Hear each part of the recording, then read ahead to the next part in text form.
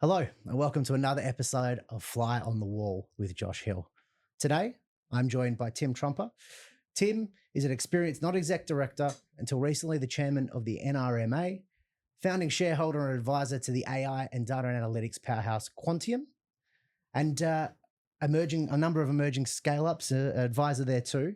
Author of the book AI Game On, which we probably should have had a copy for today, but that's an oversight. Mine's on ebook, otherwise I'd have bought it. And that book is around advice for directors and executives on the integration of AI into decision making, the options, the consequences, the choices, and how to make those. Tim, have I missed anything there? Thanks, Josh. Very nice to be here.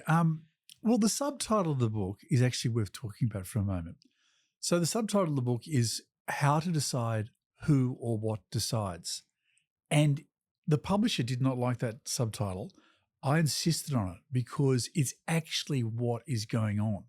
So in every boardroom I walk into at the moment, what they're actually talking about is how are we going to delegate to a machine, to AI tools, on what basis, with what risks, with what reward, what happens if we do too much, what happens if we don't do enough. And that is actually the conversation that's happening all over the world. You're a little bit ahead of the curve with this because 2025 is the year of AI. If I hear this is AI powered one more time, no comment, but you were ahead of the curve. What made you decide that this was something to focus on and something to write a book about? I've been in technology and I've been in business and seen technology change business for a long time. I was involved with the internet when no one was involved with the internet. I had the first 100 emails addresses in Australia. I had one, and actually bought the first color website off an entrepreneur in Australia. So I've been in this place for a long time.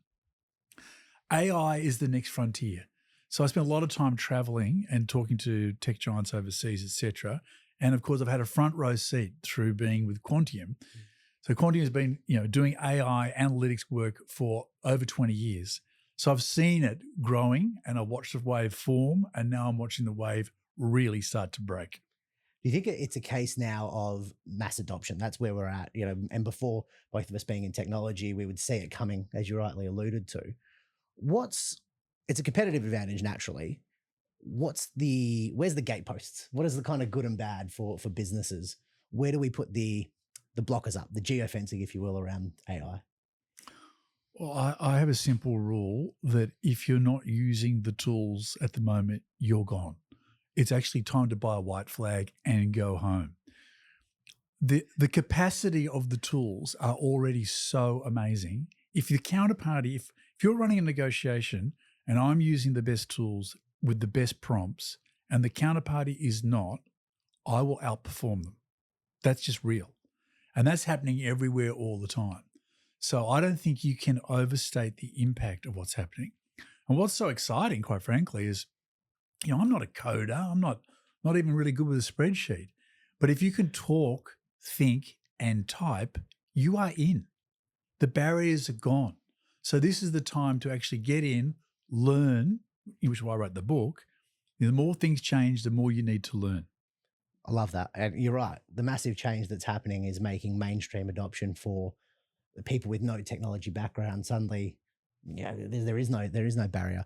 And I think every business is a technology business. There's two, schools of thought there, ones that know and ones that don't realize yet that they are technology I think that's businesses. exactly right, Josh. Yeah.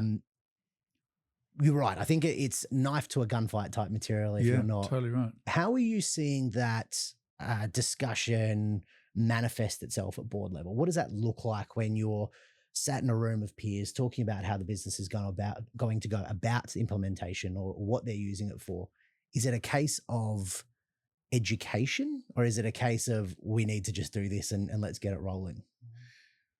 Well, the role of a director really is a couple of things. So you have the right to hire, retain, or fire the CEO. That's the big thing. And then you have the right to ask the best questions, the most future-facing questions that will help the organization find.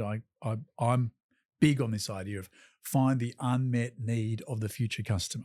That is the essence of strategy. And it's great because that is also a place where analytics, data, and now AI is so well placed to help you find customer behavior, nuanced signal from customers that they want you to understand. So I'll tell you a quick story, if I may. Please. So my wife bought a iPad just before Christmas from the George Street Apple store. She gets home, there's something not working. I said, why don't you ring Apple? She said, well, I can't ring Apple. Yeah, you can. Ring Apple. So she rings Apple, and Apple answers the phone. If you've never done it, I suggest people do it. It says, hi, your phone call will be answered in 2 minutes 38. Do you want to listen to classical, jazz, blues, or silence? I'll take silence. Click. 2 minutes 38 later, hi, that's Elizabeth, isn't it? It is. You bought an Apple iPod this afternoon in the George Street store at 2:18 p.m. Yes, I did. Is this correlating to that? Yes, it is. What's wrong? This, correct, fix, done. Try and do that with most Australian companies. The data backbone is not there. The system architecture is not there. The analytics are not set up. And that is a risk. That means Apple will outgun you. It's not a knife to a gunfight. It's probably a knuckle buster to a nuclear war in most instances. So that is what I'm talking about with the book. And that's why I wrote the book, because I'm actually thinking to myself, who are our children all going to work for if the Australian companies of today don't get on this bus and get themselves ready for what is coming? Because we'll get to Agentic in a moment, I'm sure. But this is just the beginning. Yeah, you've painted a picture that is completely accurate, for better or worse. I think that the mass adoption and what we're seeing in emerging economies, let alone the existing big ones, what China's doing, what the United States is already doing, Israel, not even going into bad actors territory, we are a million miles behind in this country. And it's a bit cultural here. We're always a little bit wait and see what happens elsewhere. I don't think we can afford to be doing that in this case. Well, it's funny, and I'm not, look, I have read this. I can't give you a validated hard point, but I've heard actually the adoption of the AI tools through the population of Australia is actually very, very high. It's more the use case development for the strategic use at corporations, which is lagging. So it's often the case that Australia actually is a very quick adopter of tools, the population, and we just need leadership to, and you can feel leadership's aware of this. They're not, the people running these companies are not silly. They know what's going on. They just got to work out their next best actions. Yeah, I think that's a really good point. I think I read a similar statistic. It was 70-something% of people use AI daily in their current task or something like that. But then the actual business adoption is in the 30s or 40 percentile. Although that is changing apparently this year. What do you put that down to? What's the difference between you and I going and using ChatGPT for personal use and businesses using it to be a competitive advantage, or in this case, a competitive leveler because everyone else is already there? Look, use case development for strategy is not a 3-minute conversation. It's not 2 PowerPoint slides. It needs really deep thought. In fact, it's April the 1st. And while I was having a sandwich, I opened an email from Stihl. I'll name them, the people who make chainsaws and stuff. Yeah. And in the email was a headphones. It was saying this is an AI-driven Stihl headphone, which will give you advice about how to use a chainsaw while you're cutting it. It'll look, listen, and give you advice. And I thought to myself, it is a joke. It's an April Fool's joke, but probably it shouldn't be. Yeah. I mentioned in the book, John Deere, make tractors, very good tractors. They've had a tool in place for some time, which is basically as you're using the tractor, it will identify plants that are good and plants that should not be there, and it will drop micro drops of plant poison to remove the unwanted plant. Wow! So that's an AI tool in a tractor, which is really clever, right? That is a great use case. So you're using less pesticide, or what is it? Plant killer. Yeah. Using less of that, you're making the farmer's job better. Your tractor is now very differentiated. So I think that's the sort of use case. Well, good on them. And it's one of those things where it's not I guess, something that you see every day. It's something that's just being done. And I think so much of AI now, and you get to the conversation about AGI and everything like that, I think there's a bit of hyperbole going on around that. I think there is in general in AI, but so much of it now is being used day in, day out for things like decision analytics in the background and all the kind of marketing and that kind of thing that we just take for granted. That's AI as well. Yeah. People seem to think that it's this all seeing, all knowing power, but the reality is that there's a lot of it being done with everything we do day in, day Yeah. out. I mean, some of the podcast guys I listen to, and you might listen to the same people, they're basically saying nobody talks about electricity. So we're sitting in this studio, everything's powered by electricity, and AI will be like that. There'll be a time, probably not that far away, where everything is powered by AI, and people have stopped talking about AI like this, but we're on the journey to that place. And just when electricity arrived, I suppose a very big deal at the time, AI will be in every product we look at, feel, touch, feel. It's going to be there. Yeah, the innovation curve in the last 20, 30 years is crazy when you think about mobile technology and everything that goes with it. And now the adoption does make you wonder where it's going to get to eventually. Yeah, But that's a fair point. I mean, where does it go next? Well, everyone's talking about agentic, and we should be talking about it. And this idea of effectively, code that can create code and next steps in a logical format.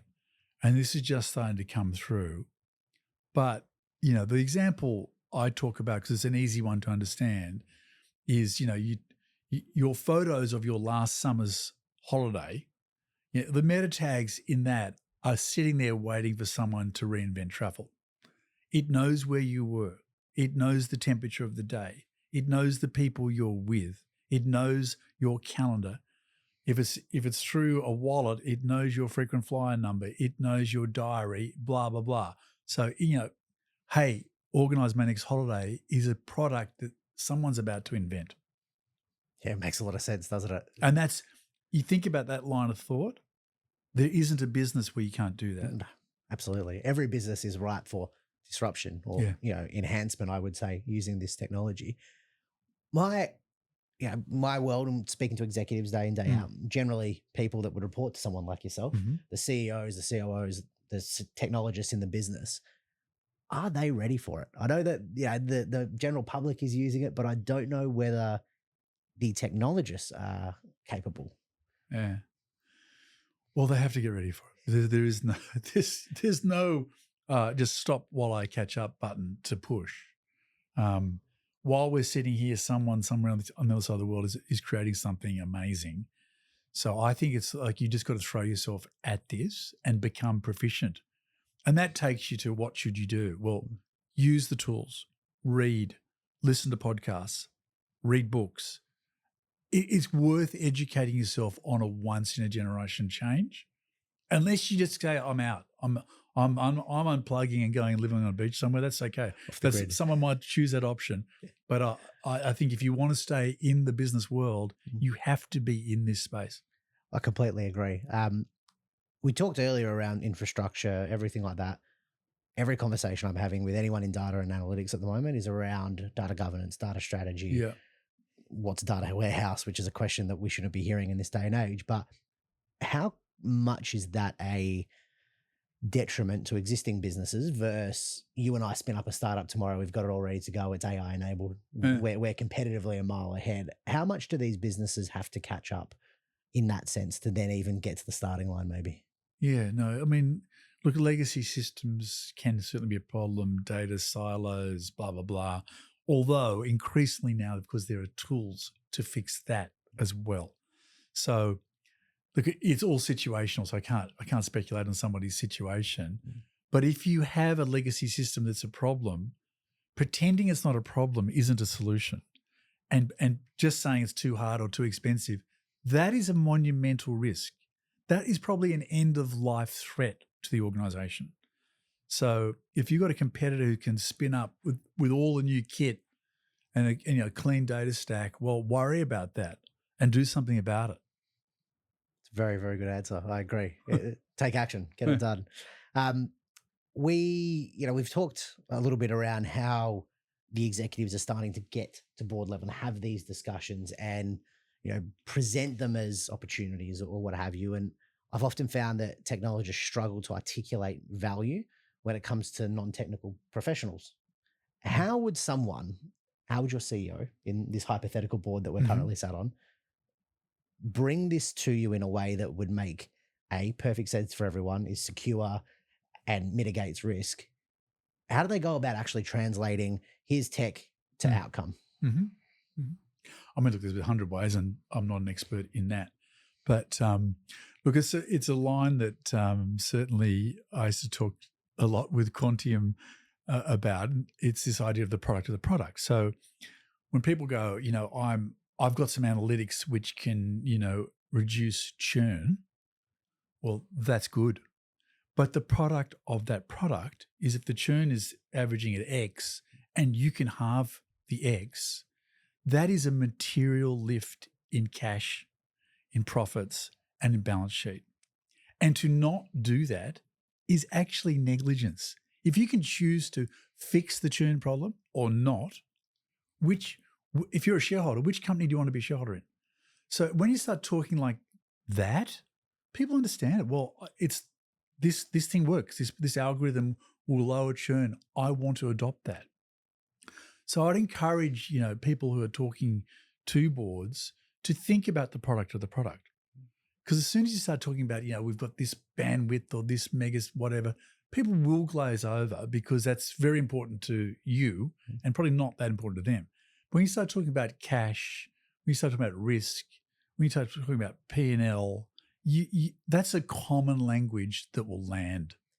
Do you think that, we've not, I don't think we've been using too much hyperbole today. I genuinely think you're right. It is a potential game changer for better and worse. Do you think there's a feel or maybe a changing motion amongst directors actually need to take real notice of this? And the technologist isn't just being like, they were crazy about cyber, they're crazy about this. Is it a case of just going, guys, this is deadly serious. We need to take action now? Yeah, I think I feel that strongly. The response to the book's been ridiculous. Like, it's sold out. I had to reprint it. And that was without a press release. So it really surprised me. So if that's one little demand indicator, there's demand for understanding, but there's a lot of other demand indicators. I think it's a real mistake. In fact, someone was talking to me yesterday saying, these boards are all asleep at the wheel. And I think that's really misinformed. It's not my experience at all. They're actually saying, I want to be involved. I want to learn. I want to be able to upskill and use the tools. And I want to help my organization guide it to its AI-enabled, purpose-driven future. So I don't think there's a lot of friction here. There's misunderstanding and there's lack of, use case development, because those things are hard, and you have to dig in deep and find it. But I think the general feeling is actually, well, these tools are not going away. They're very powerful. I should know how to use them. I should mitigate risk. I should make sure we're not uploading the 11 herbs and spices equivalent into some, large language model on the other side of the world. But those things, if you're sensible and know what you're doing, you can mitigate those risks pretty easily now. Yeah. I agree. I think education is the word I would use, and taking people who aren't technologically savvy or maybe not across this and helping them understand, as you say, the product of the product, and also this is the risks to that business, or this is the opportunities for the business. And I think everyone wants to be better at this. They want to understand this more. And it's as a community, as an industry job to do that. Yeah. We've always struggled with it. It's not something we're good at in terms of translating technical outcomes to risk and everything that goes with it. But I think this is probably the simplest one of all of them. I 100% with you there, Josh. Like, because non-coders can participate very well, that is a game changer. Game on, as you would say. What's your how would I word it? What makes it, I guess, coming back to what makes a good CEO in this kind of context, changing times, be it in the context of AI or be it in any other changing systems? What makes a good executive leader in a time like this? Curiosity empathy, and an awareness of the scale of change. And I think if you brought those three things, you're going to be in a really good place. I mentioned in the book, it's a quote from Harvard Business Review. It's not my quote. They talk about HIPPOs, highest paid person opinion. And, if you have the highest paid person's opinion to be negative on any subject, guess what? It won't really happen. So you need the CEOs to be open to what could change here and how their role could change. Because, most people have been rewarded through their career for being subject matter experts. And, now in professional services, for example, that is being really challenged.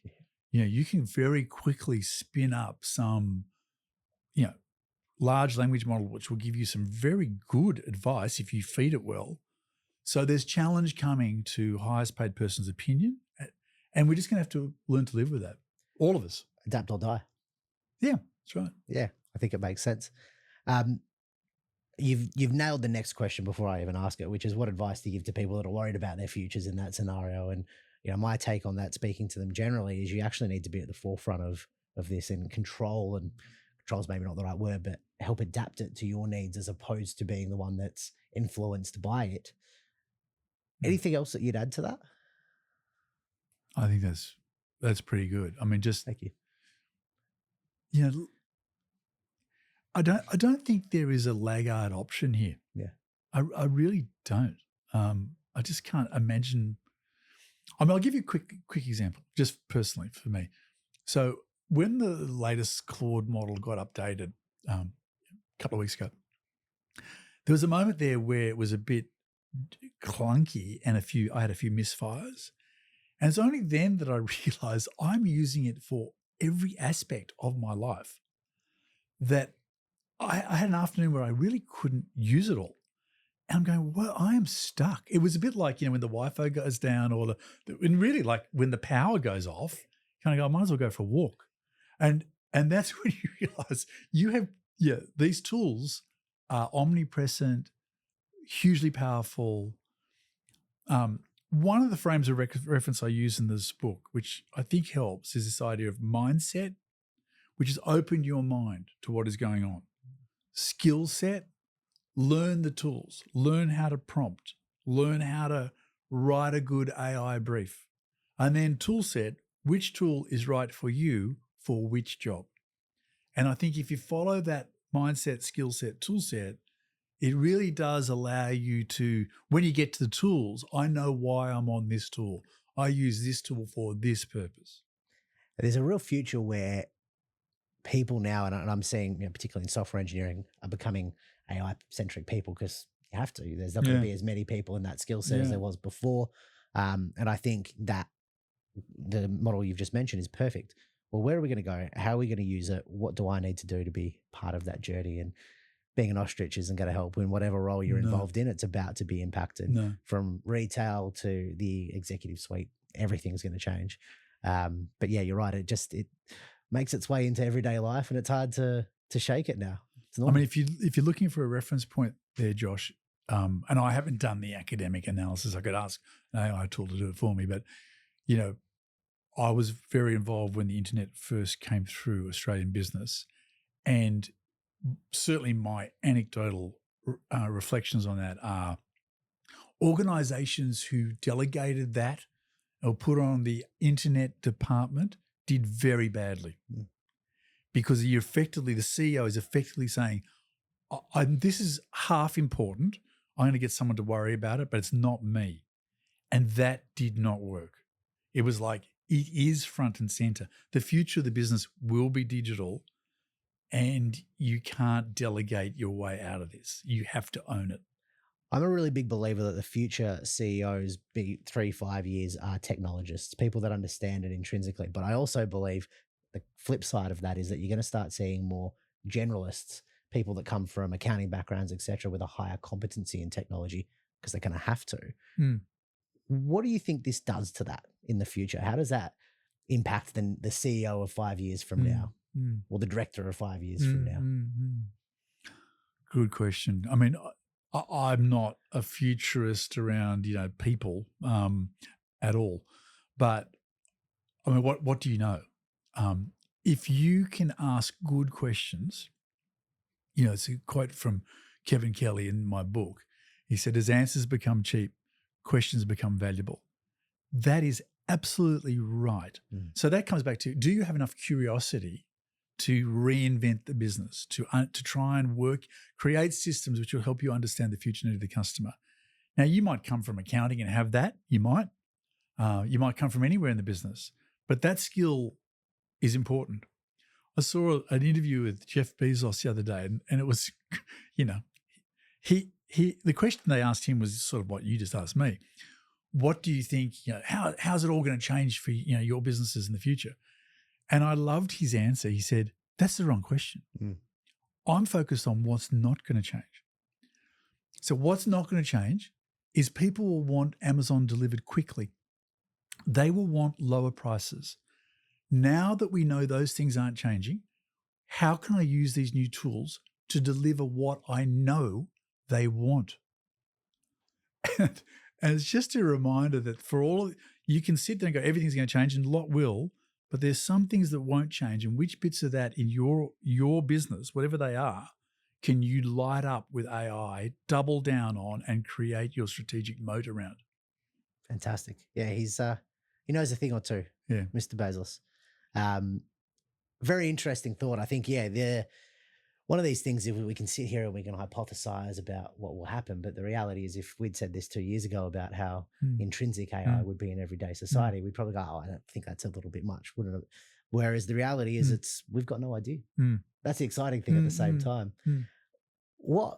To paint a slightly different picture, what concerns you? What are the risks? How are we mitigating that or thinking about that?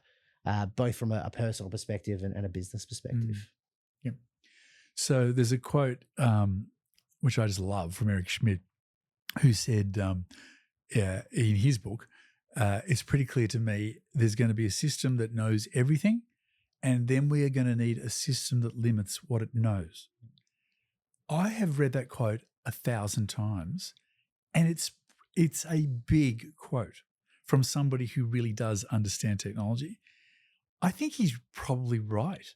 And I think we're getting quite close to that. So, who controls that system and for what purpose? And if you think about some of the geopolitical tensions around the world, that is kind of what is being talked about. So the governance of these systems and these tools is going to matter. And we're going to need some very clever minds to work out which bits of human knowledge do we not want it to know. What a thought. What a thought. Yeah, it's interesting, isn't it? And particularly, from a human factors perspective, you sit there and think, hopefully we envisage that everyone's going to have a great utopian future with AI, but the reality is human nature is rarely that way inclined. That's probably the stuff that I'm most concerned about. What is North Korea or Iran or China thinking about how they're going to play this game, and is it the same way we are? And I say we being the Western world. I don't know whether or not there's an answer to that, but I think it's something that is probably worth thinking about it. It is worth thinking about it, and I also think it's probably not worth being too stressed about, because if you look at all technology as it arrives, there's famous stories. When cars first arrived, the guy with the red flag who walked in front of the car because everyone thought it was so scary, and the car was doing 5 kilometers an hour or something, doing walking speed. Lifts used to have drivers when no one needed a driver because people were too scared to get in the lift. So it is a natural response to be going, oh, what's this going to do? And it's also, it's not stupid to worry about what could happen, of course. But, human beings are pretty clever, and we've had a long history of working our way through things, including, the nuclear bomb and how to govern it, which we actually kind of figured out, which is pretty amazing. Who knows what history will look like in 1,000 years from now, but to date, it actually has been regulated pretty much. So I'm reasonably optimistic about that, and I'm very optimistic about what we know is already happening. I mean, they've already found antibiotics that no one else has seen. We're already seeing medical breakthroughs happen really quickly. We're seeing all sorts of discoveries of in science and in space and all sorts of things through these new tools. So there's a lot to be optimistic about what it will find too. Far more optimism than negativity, I think, for sure. The medical stuff is fascinating. The ability for AI to look at radiology and make far more more efficient recommendations and things of that nature. It's going to have a really exciting effect, and I think that's a really positive thing. There's no point worrying about things we can't control to a degree as well, I think. Going back to talking a bit about boards and where we are as it stands at the moment, where directors are and where things are moving currently. I mentioned to you before we started around the 7% statistic for board directors coming from a technology background, with 70% being from a more finance orientated background. Is this going to make a difference to, or is AR going to make a difference to the way, the makeup, the shape of boards moving forward? And I mean, we probably need it anyway, maybe a little bit more of a diversity and inclusion in that sense. What's your read on that? Yeah, I think everything is being challenged and changed, and some things have been challenged and changed are good. I'm not one for prescribing metrics at all, but I do think if you look at Australia's productivity at the moment, it's down a lot, and it's down a lot compared to other Western peers. So why is that? And what is the shape of our market that's so different? And ultimately, that comes back to how organisations governed and how we governed as a population. So having people from diverse backgrounds who understand the frontiers of technology, that's unlikely to be bad. It's more likely to be good and help the companies find their future spot. But some of the basic metrics around cash flow and balance sheets, they're not going away, and boards will always need to understand them too. So it's going to be a balance. More education for existing board members in emerging technologies, and I think that's right. Better overall fundamentals. Yeah, I think that's right. You don't. What you don't want, I don't think you want, is some crazy AI zealot who's completely clueless on corporate governance. That's not going to be very helpful. In fact, that actually might be quite negative, because then people rely on the crazy AI zealot, and that person might be not perfect for that position, etc. So you want balanced skills around board tables. You don't want someone to be coming in there as a hire purely for that piece, but then have, as you say, no understanding of anything else, and maybe no one can vet how much experience they actually do have in the AI space. That's right. So general competency raised will make better governance. Yeah. I think that's right. Yeah. And as long as the standard of education is going up and people are learning to use the tools and learning to think about what it can do. I think we've solved the world's problems. Any advice that you would give? You've kind of just mentioned there around general experience for directors. Is there anything else that, and I know you've just spoken at the governance summit, what advice would you give to directors about in general? I mean, as you say, you've been through one of these booms and seen it go the way that it has.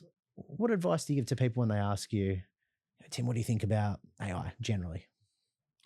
Well, I think keep curious, keep learning, keep trying to understand it, keep in conversation. Remember that everything we're doing today with these tools 30 months ago didn't exist. 30 months from now, there'll be different tools. We don't even know what they are. In fact, many people won't even start inventing them, and we'll probably be using them. It'll come quickly. So you just got to stay adaptive to that. Keep thinking about your use case, because I think that's the key job. It's like, what is this organization going to be able to do with this extra capacity? I think that's the most important thing, actually. And that is the hardest thing. Yeah, your purpose, your end goal can get not wasted, but it can get missed in the opportunity of using this or using that. What's your why? Why are you doing what you need to do? And are you serving your customers or your shareholders as best possible? Well, maybe just jump back in on that, because I mentioned I'm a big Warren Buffett fan, and I mentioned in the book he calls these things the ABCs. So it's arrogance, bureaucracy, complacency. and he calls them, they're basically metastasizing events. So if you have arrogance, bureaucracy, and complacency, the company will die. If you have 2 of the ABCs, you're probably already dead. So it's really on leaders to spot the ABCs, whatever they are for. And if they're in this spot of AI, well, spot it for there. But if it's complacency or anything else, spot it there as well. Yeah. So those are, that's a bit like back to Jeff Bezos. Those things are not going to change. No, fundamentals are undefeated. Yeah, they are. Who would have thought? Yeah. Berkshire Hathaway's made a bit of money in their time. They know what they're doing. He's impressive. Any final thoughts you'd like to add? Be optimistic, learn, use, adopt, and I think if you can, follow the mindset, skill set, tool set. So, I talk to people about AI a lot, and they always go, what tool are you using? Well, okay, I can answer that question if you want me to, but you've just missed everything else. And it's funny how people just go straight to the tools. And I can understand why, because it's probably easier to talk about the tools. But if you miss the mindset, which is really the learning and opening the aperture in your own head to what is the art of the possible here, you'll actually miss a lot of it. Curiosity. Yeah. Give it a go. Give it a go. That's the message Yeah. I've taken from today. I couldn't agree more. Thank you so much for your time. I know it's been a while for us to get this it's been together. fun. Thank you so much. Thanks, Josh. And I look forward to getting this out there and no doubt hearing some feedback, hopefully all positive. And get a copy of the book. Of course. Yeah. Get a copy of the book. Yeah. Get a copy of the book. It's on back order. Amazon, Booktopia. Yep, all of them. Get it done. AI game on. Tim, thank you very much. Thank you. Appreciate it.